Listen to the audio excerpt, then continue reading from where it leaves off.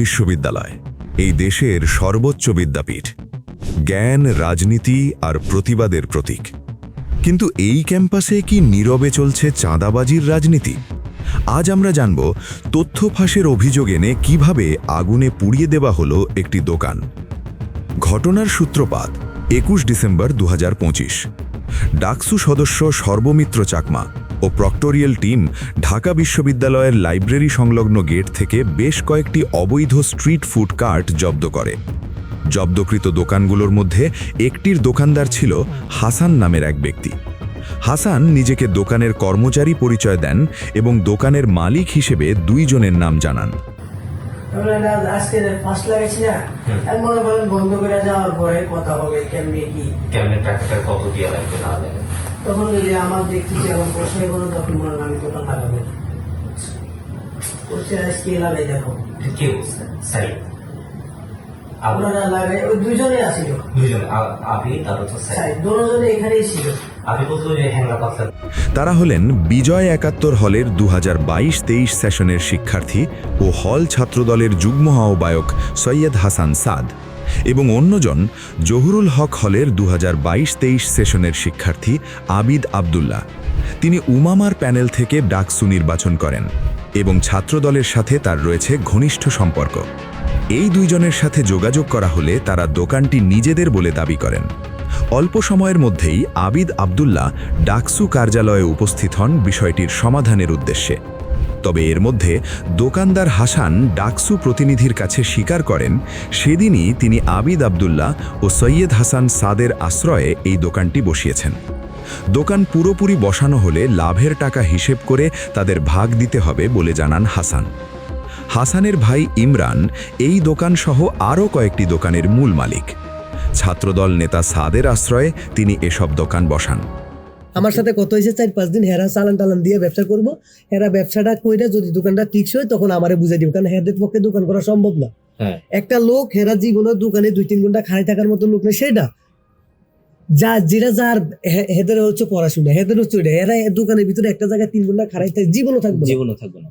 হেরা চাইতেছে যে আপনার 4-5 দিন ধরেন পাবো, 4-5 দিন হেরা করে কোনোরকম দোকানটা গুজগাছ করে দিয়ে মানে যাতে আমরা না উঠাই, সবকিছু করার পরে লাগলে আমাদের যে তখন তো একটা যে কোনো কথা বইলেই দিব, মাগনা দিবে না, তখন তো 500-1000 তো নিবে, আমার 1 টাকা না তখন তো নিবে।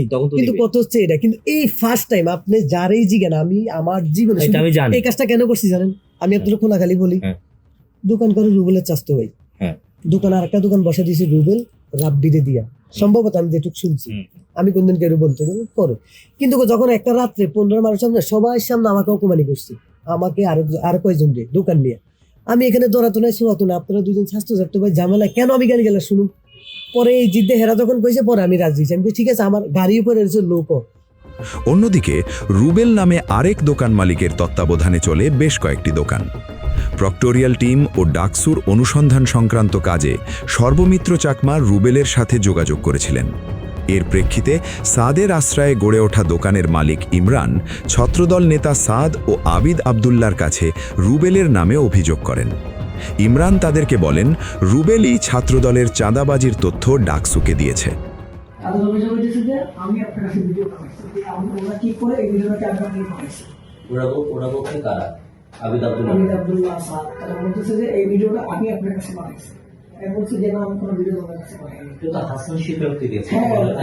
আপনার সাথে কালকে দেখা করছে ওরা? কালকে আমার দোকানে এসে ছিল ভাইটা দোকান করে, পরে তো অনেক ধমক দিছে, দোকান ভেঙে ফেলবে, খোলা ফেলবে, করবে, সেটা বলে হুমকি দামকি দিয়ে গেছে। কথা হয়েছে যে এই 3 মাস চলে আসবে, তারপরে বুঝে কে বলছে? ওরাই বলে নির্বাচন চলে আসতেছে, আমরা একটু থাকবো। গতকালকে বলছে আমার দোকান টাকা করছে, আমি তো সামনে যাই না, গতকালকে দোকান ওরা আটকাইছে। আর ইমরানের এই উস্কানিতে ক্ষুব্ধ হয়ে ছাত্রদল নেতা সাদ ও তার সঙ্গী আবিদ আবদুল্লাহ সহ তাদের ছেলেপেলেরা রুবেলের দোকানে হামলা করে।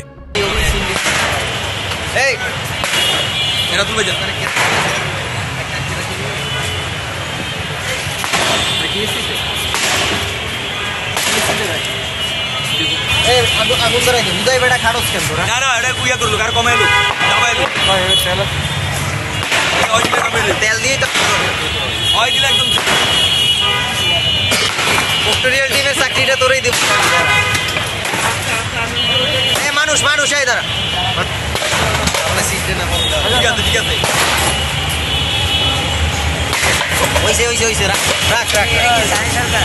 হ্যাঁ ওইটারে জায়গা মাছ ওইটারে জায়গা বলার মাছ পুরে এলো আরে চাকটা ধলাই দিলেই হয়ে যাবে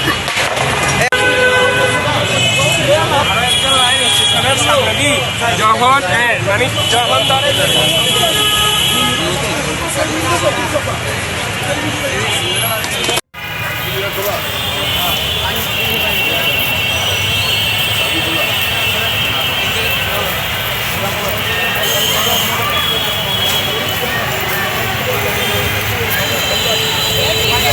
ঢাকা বিশ্ববিদ্যালয়ের টিএসসি এলাকায় রুবেলের দোকানে আগুনও দেওয়া হয়।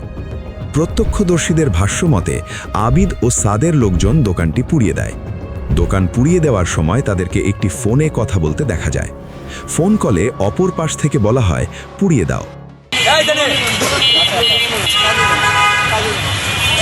আগুন ধরাই দে বুঝাই বেটা খারস কেন তোরা না না এটা এই সময় তারা রুবেলকে গালাগালি করে এবং বলতে থাকে, তুমি ডাকসুতে গিয়ে কি বলে আসো? আমি আমার দোকান বসাতে পারি না, তুমি বসাও কেমনে? প্রক্টোরিয়াল টিম আগুনে দোকান পুড়িয়ে দেওয়ার ঘটনায় জড়িতদের পরিচয় সংগ্রহ করেন।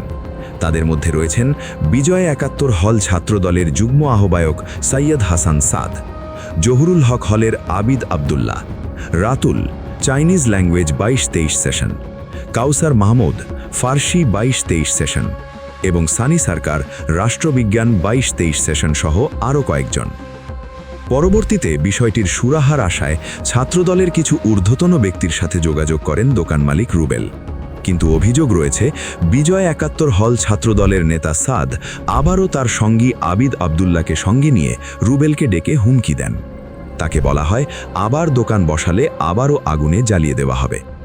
এইভাবেই অভিযোগ উঠেছে চাঁদা দিতে রাজি না হলে অথবা চাঁদাবাজির বিরুদ্ধে কোনো তথ্য দিলে ভয়ভীতি, হুমকি এবং জ্বালাও পোড়াওর মাধ্যমে ঢাকা বিশ্ববিদ্যালয়ে দোকান দখলের রাজনীতি চলছে। প্রশ্ন একটাই, এই ঘটনার বিচার কি আদৌ হবে, নাকি নীরবতাই হয়ে থাকবে সবচেয়ে বড় অপরাধ আর রাজনৈতিক প্রভাব খাটিয়ে শিক্ষাঙ্গনে চলবে চাঁদাবাজি?